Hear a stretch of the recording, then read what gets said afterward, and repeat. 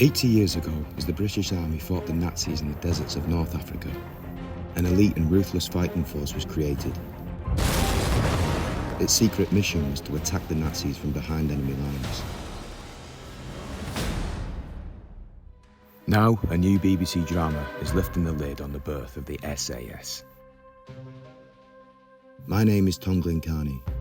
I'm an actor most known for Christopher Nolan's Dunkirk and the TV series House of the Dragon, and I was thrilled to be a part of SAS Rogue Heroes. Drink a beer, or two, or three, and then we'll talk about Brooke. Come on. Now I'm here to explore more about the real story behind the drama, and I'm starting with the writer, Stephen Knight.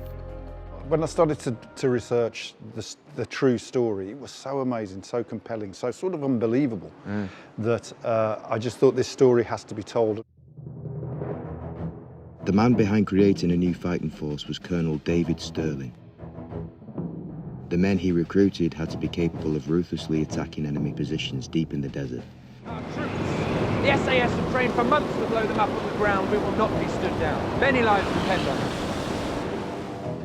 But to fight that way, he needed to get together certain types of people who were self-motivated, who broke the rules, who had initiative, who weren't just there to obey orders. Do you think it was a risk having people like that to question authority and go against the grain? Absolutely, but I think they were in such jeopardy that very quickly they realised that only if they depended on each other would any of them survive.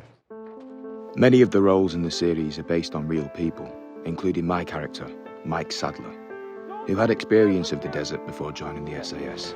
You in charge here? The desert's in charge here. Maybe you've learned that, sir. Mike was a gifted navigator who could guide the SAS on their missions.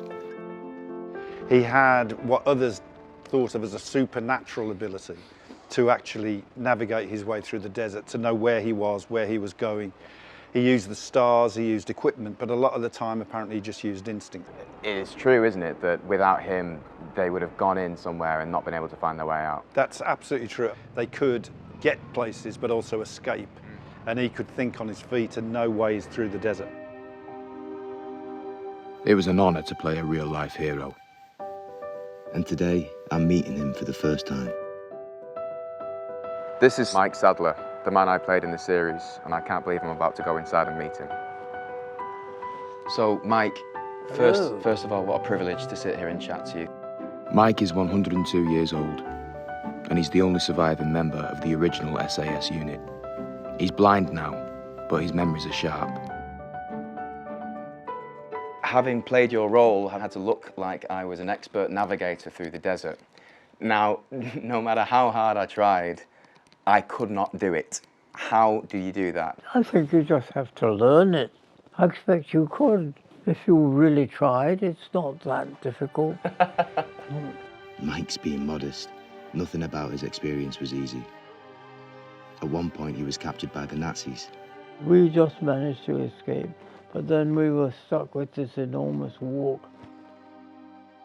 After walking for 4 days across the desert to safety, Mike was in a bad way. But despite his many ordeals, he thinks back on his time fondly. I enjoyed the desert. I love the wide open spaces. Mike hasn't seen the series, but his daughter Sally has. Well, I found it very exciting, and I've learned a lot as a kind of a lay person, but I think it really gave the atmosphere and the drama and the excitement of that time. Are you proud of your dad and all the things he's achieved? Well, he's pretty amazing, and to live with that danger and daily physical hardship, I think, was incredible. My time in North Africa was brief, and I have nothing but admiration for Mike and the other men of the SAS who fought in the harsh wilderness of the desert.